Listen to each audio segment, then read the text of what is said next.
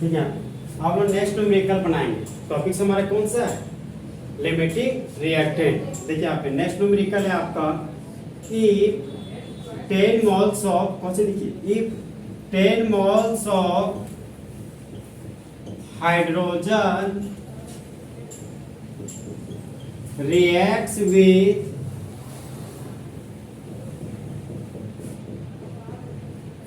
10 moles of oxygen to form water,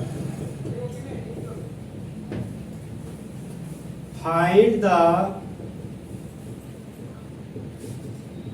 limiting reactant।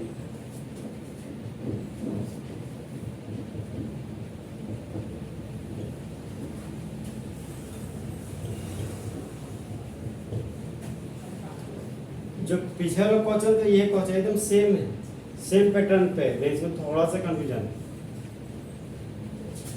देखिए यहाँ पे क्वेश्चन देखिए, क्वेश्चन बोलता है कि यदि 10 मोल हाइड्रोजन प्रतिक्रिया करता है 10 मोल ऑक्सीजन के साथ, तो बना हुआ वाटर का लिमिटिंग रिएक्टेंट को निकालिए। तो क्वेश्चन में मिला 10 मोल हाइड्रोजन। सबसे पहले हम लोग लिखेंगे balance chemical equation is,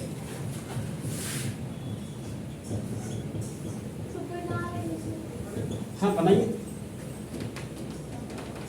reaction लिख देते हैं पहले, रिएक्शन में नहीं बना लीजिएगा। देखिए यहाँ पे हम सबसे हीट करते हैं, चेक कर लीजिएगा। देखिए हाइड्रोजन था तो यहाँ पे लिख दिए H2, फिर यहाँ पे रिएक्ट्स विथ मिला, यहाँ पे लिख दिए पॉजिटिव साइड, फिर यहाँ पे मिला हमको 10 मोल ऑफ ऑक्सीजन, यहाँ पे हम लोग को ऑक्सीजन का 10 मोल दिया गया और हाइड्रोजन का भी 10 मोल दिया गया। यहाँ पर हाइड्रोजन का 10 मोल लिख दिए, और हाइड्रोजन और ऑक्सीजन के कॉम्बिनेशन से हमेशा वाटर का मॉलिक्यूल बनता है। यहाँ पे वाटर बना दी। अच्छा पहले बना लीजिए आप।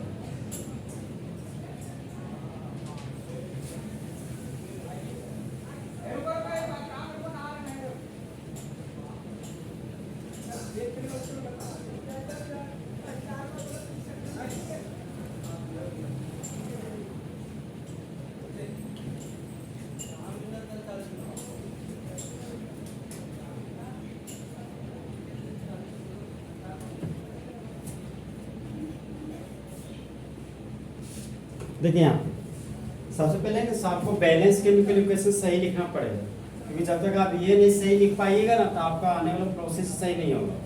सबसे पहले देखिए यहाँ पे हाइड्रोजन 2 मिला, यहाँ पे हाइड्रोजन 2 मिला, लग रहा बैलेंस हो जाएगा।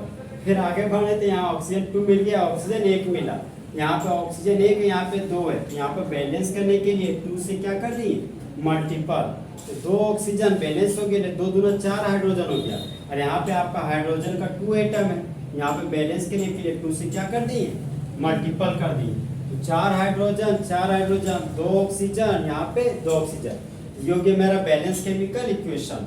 अब देखिए हम लोग क्या निकालने जा रहे हैं, लिमिटिंग रिएक्टेंट। यहाँ पे लिखेंगे हम लोग गिवन मोल बटा स्टोइकियोमेट्रिक कोएफिशिएंट, किसका निकालने जा रहे हैं, हाइड्रोजन का। यहाँ पे लिखेंगे 4H2, तो दिया गया मोल हाइड्रोजन का मेरा 10 मोल है, तो ऊपर में लिख दिए 10 मोल, और स्टोइकियोमेट्रिक कोएफिशिएंट 2 है, यहाँ पर स्टोइकियोमेट्रिक कोएफिशिएंट 2 लिख दिए, यहाँ पे आया मेरा 5। फिर यहाँ पे दिया गया मोल मेरा कितना है 10 मोल, यहाँ पे लिख दिए हम गिवन मोल बटा स्टोइकियोमेट्रिक कोएफिशिएंट 4 ऑक्सीजन, यहाँ पर लिख दिए 4 ऑक्सीजन। अब देखिए दिया गया मोल क्वेश्चन में मेरा कितना है 10 मोल, तो ऊपर में लिख दिए 10 मोल, और स्टोइकियोमेट्रिक कोएफिशिएंट कितना है आपका 1, यहाँ पे 1 था, यहाँ पे 1 लिख दिए, तो 10/1 कितना हो गया 10। तो इसलिए ये मेरा कम वैल्यू कौन है ऑक्सीजन, यहाँ पे सॉरी कम वैल्यू मेरा कौन है हाइड्रोजन, तो इसलिए hydrogen is the limiting reactant और आपका ऑक्सीजन क्या हो जाएगा, एक्सेस रिएक्टेंट। इसी तरह है आपको पूरा तो सेम बना, सेम टू सेम बन गया पूरा, ठीक है। देखिए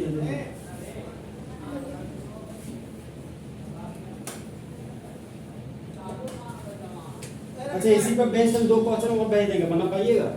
हम भेज के देखते हैं, ठीक है। नहीं बनाइएगा फिर बता देंगे, तो हम बता दें। नेक्स्ट जो हमको अंतिम टॉपिक है मेरा, वही चालू करते हैं, मिटा दें।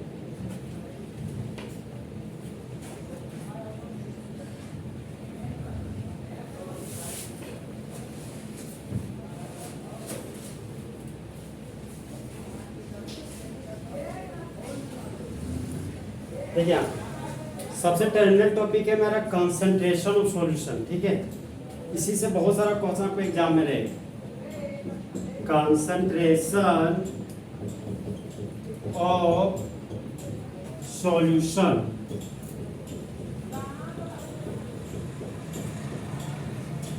घोल का सांद्रण, समझे आप? ये वर्ड तो सुनोगे, सॉल्यूशन। हाँ, ये आपको थोड़ा सा पढ़ना था यहाँ पे, 10th क्लास में थोड़ा सा पढ़ने मिला होगा ये वाला पोर्शन।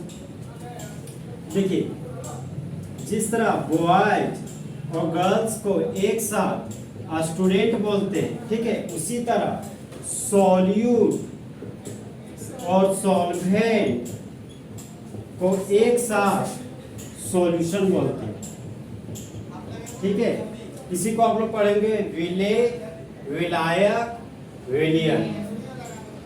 हाँ समझते तो कंफर्ट महसूस नहीं करते, लेकिन ये इसी तरह पढ़ा जाता है, हम क्या करें। अब थर्ड में इसी तरह पढ़ाता है, विले, विलायक, विलियन, ठीक है। तो विलायक वह होता है जो विले को बुलाता है, समझे। और सॉल्यूशन हमको हमारा क्या हो गया, घोल। विले, विलायक, विलियन, इसी को घोल भी बोलते हैं। अब देखिए हम लोग जानेंगे कि सॉल्वेंट क्या होता है, सॉल्यूट क्या होता है, ठीक है। तो मान लीजिए ये मेरा कंटेनर होगी और इस कंटेनर में पानी का मॉलिक्यूल लिए, मतलब वाटर का मॉलिक्यूल, और क्या करें कि बाहर से शुगर का क्रिस्टल डाल रहे। तो जब चीनी पानी में गया तो पूरा पानी पानी हो गया, मतलब कंप्लीटली सोल्यूबल आपका हो गया, ठीक है। कुछ देर के बाद है ना, तो चीनी का हम लोग 2 घूंट पी रहे, एक शुरुआती वाला एक अंतिम वाला घूंट, देख रहे हैं कि बराबर मिठास है, समझा।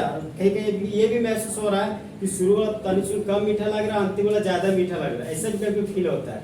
इसके पीछे वजह ये है ना कि जो आप पानी में मिला रहे हैं चीनी को, आप अच्छा से नहीं मिला पाए, इसलिए आपको ऐसा महसूस हो रहा है। क्योंकि कुछ ना कुछ चीनी का मात्रा देखते नीचे बैठ जाता है, वो हमको शुरू नहीं पता चलता, जब पी लेते हैं तब पता चलता है कि बचने रह गया, तो फिर पानी डाल के पी लेते हैं ताकि पैसा बर्बाद ना हो जाए, समझे। यहाँ पे तो जब चीनी को पानी में डालिएगा तो क्या होगी, आपको कंप्लीटली सोल्यूबल। तो कंप्लीटली सोल्यूबल होने की वजह से अब पता ही नहीं चल रहा है इस पानी में कि चीनी कहाँ और पानी कहाँ, दोनों क्या हो गया, पूरा तरह से मिक्स। इसलिए सॉल्यूशन को हम लोग प्यार से बोलते हैं होमोजीनियस मिक्सचर। क्या बोलते हैं, होमोजीनियस मिक्सचर, चाहे इसी को बोलते हैं होमोजीनियस नेचर, ठीक है। मिक्सचर बोलेंगे थोड़ा अलग पॉइंट चल जाएगा। होमोजीनियस इसको क्या बोलते हैं, नेचर। अब देखिए होमो का मतलब ये सेम और जीनियस का मतलब ये नेचर, जिसका नेचर सेम हो। जैसे देखिए जो स्टूडेंट अपने क्षेत्र में अच्छा रहता है, मान लीजिए खेलने कूदने में, अब खेलने बहुत टॉप क्लास के बल्लेबाज है, तो चाहेंगे कि आप अच्छा दोस्ती करें टॉप बल्लेबाज के साथ, समझे। और बहुत कमजोर है तो कमजोर के साथ दोस्ती करना चाहिए, समझे। क्योंकि मेरा मानना है कि जोड़ियां बराबर वालों के बीच बनती है, समझे। उसी तरह कि जब नेचर दोनों का सेम होना चाहिए। अब देखिए सर यहाँ पे नेचर सेम कैसे सर, देखिए पानी का काम है घुलाना और चीनी का काम है घुलना, समझे।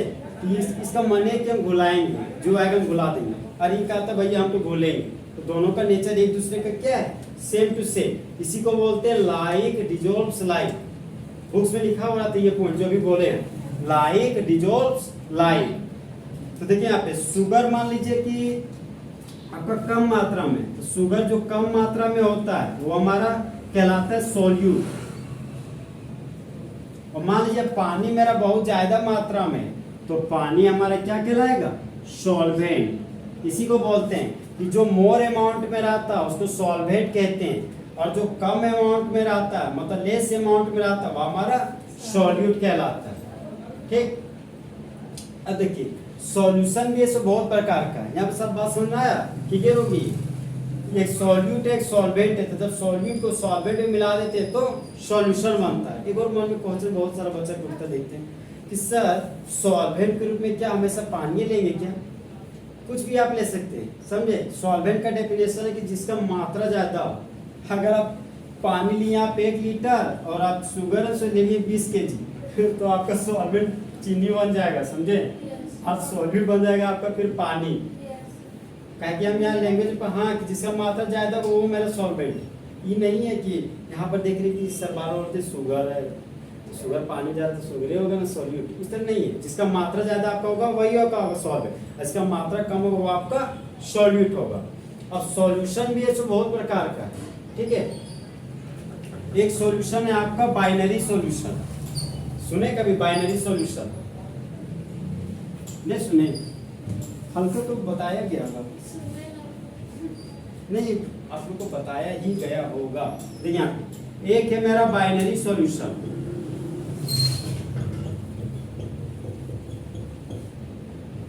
एक होता है टर्नरी सॉल्यूशन,